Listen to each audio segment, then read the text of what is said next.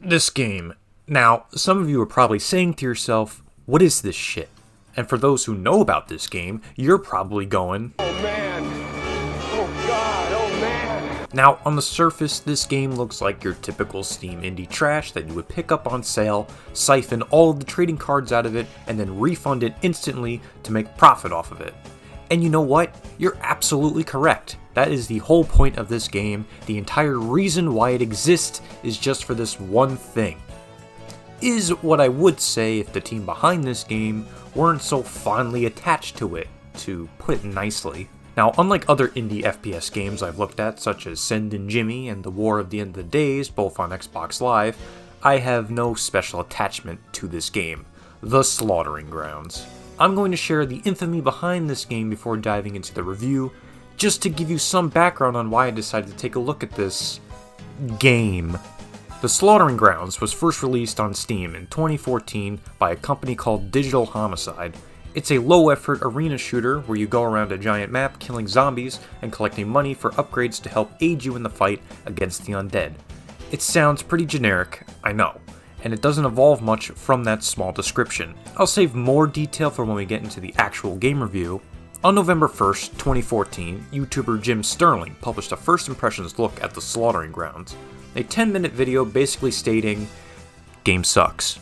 After the video went live, one day later, Jim uploaded another video that showed his video with text overlay put in by Digital Homicide. The text boils down to calling Jim a fucking idiot because he couldn't comprehend how to play their barely functional game with no instructions. The instructions which are apparently on the store page. Why? That's like buying a game at Walmart, and in order to figure out how to play, you have to go back to Walmart and ask the guy who sold you the game. That doesn't make sense. Jim's response to this was utter laughter.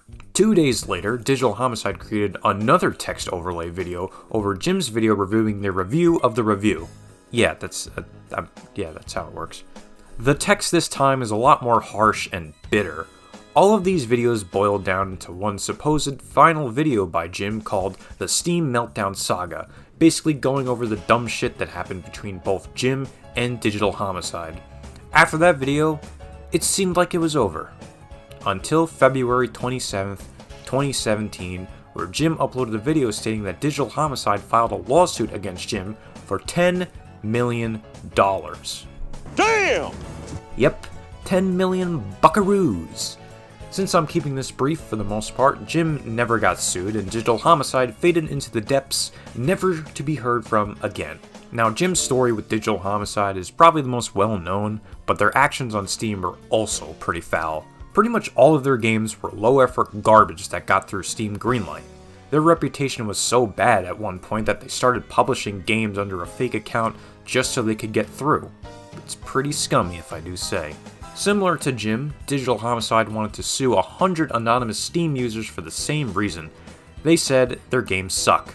Digital Homicide wanted Valve to leak their information to them so they can go through with the lawsuit. Valve gave them this response.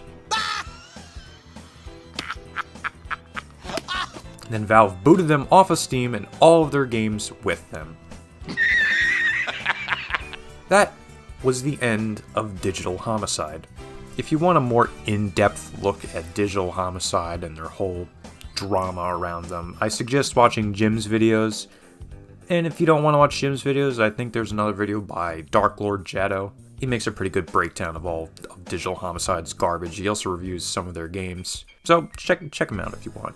Let's go back in time to 2014 when Slaughtering Grounds got first released onto Steam for a low price of $10. Yep, this is the original price of the game. Let us dive in and see if the actions taken by Digital Homicide were justified at all. No, of course not. No, this whole thing was fucking retarded. Of course, why? No. Since there's no story to speak of when you open this game, I guess we can come up with our own. Well, actually, let's check the store page to see what the real story is. Oh, right. This game is deader than a doornail. So my story is that you play as a bear with a shotgun running around a big map shooting zombies to collect cash to buy more cheeseburgers, hot dogs, and exotic bugs for your collection. That's probably better than whatever the hell Digital Homicide thought of. Starting the game up, you can only choose one of three characters, the bear in my canon story. The BGM carries around a shotgun and a revolver.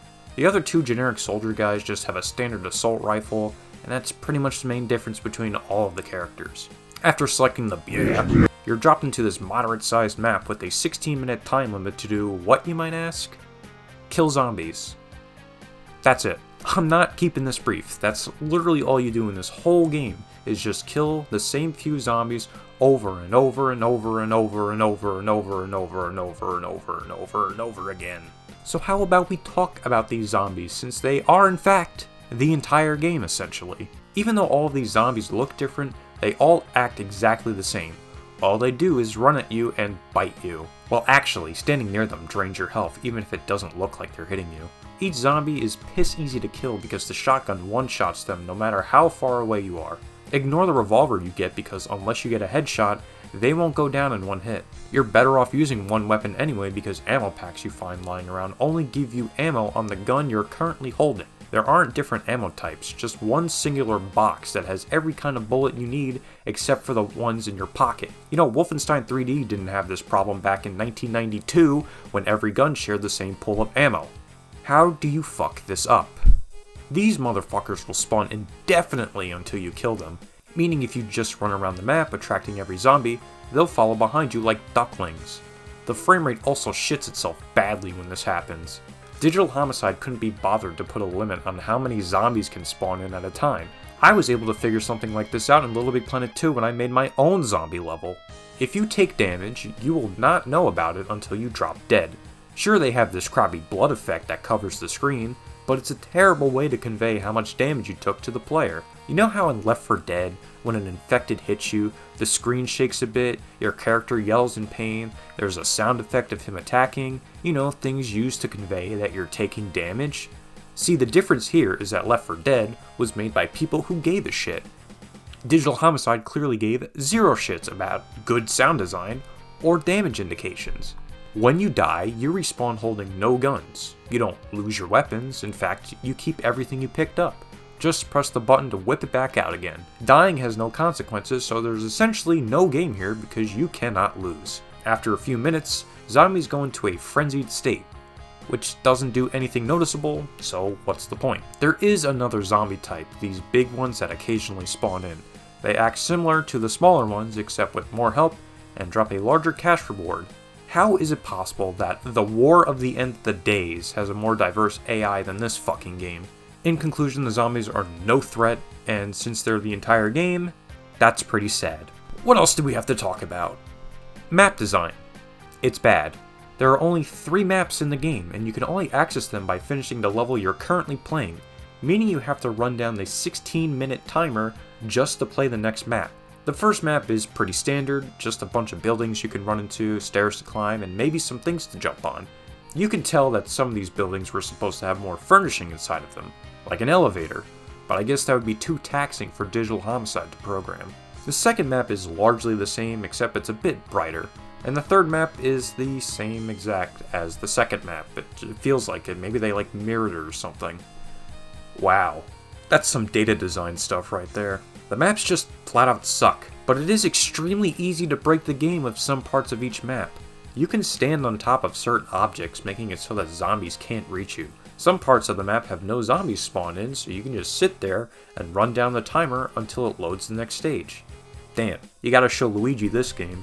At any point during the game, you can quit to the main menu to purchase upgrades or new characters with the cash you can get from defeated zombies.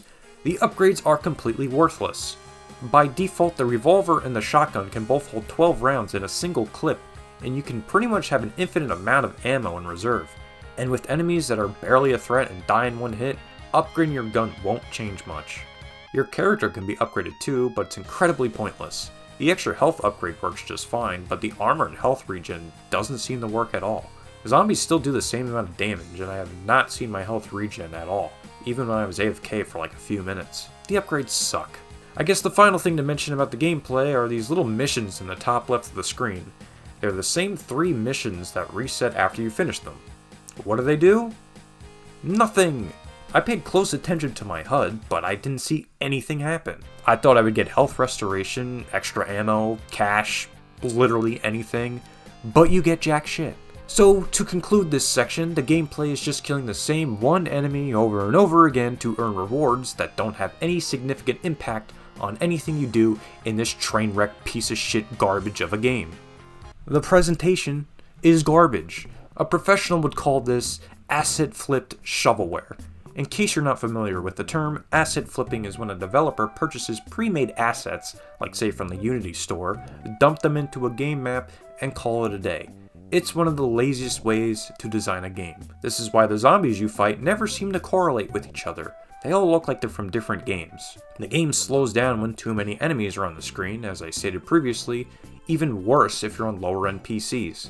The game can be pretty buggy as well, mainly with the zombies whose ragdolls twitch around or their broken AI has them running into a wall or getting stuck. My favorite bug is if you're running into a zombie and kill them just before you hit them, you can send yourself flying straight into the air and potentially outside of the map. Isn't that wonderful? Lastly, the music. It's the same track looped and it's very annoying, but to be honest, it's probably the only good part of the game.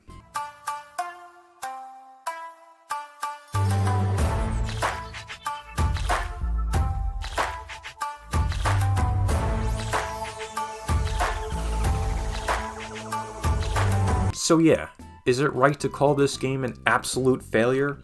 Well, of course it is. To think a game with horribly programmed AI, asset flip design, worthless upgrades, terrible mechanics, laughably easy gameplay, bad music, horrible optimization, an insane $10 price point when it launched, and a severe lack of gameplay variety caused Digital Homicide to go apeshit and sue someone for $10 million. This fucking game. I'm lost for words. To think somebody would go that far for a game that can be made in less than a day. The key takeaway from this review is this: if you can't handle criticism of any kind, don't create and sell things to the public if you're going to be a big piece of shit about it, unironically. The legacy of Digital Homicide will live on as what not to do as a company. And if you ever think about making a company for yourself, don't act like these guys, because we're going to laugh at you. Forever. You know, I got this tab on Steam called Unholy Abominations, and it's got all the really shit butthole games on Steam. And since I don't have a physical copy of The Slaughtering Grounds, this is the next best thing I can do. Get fucked.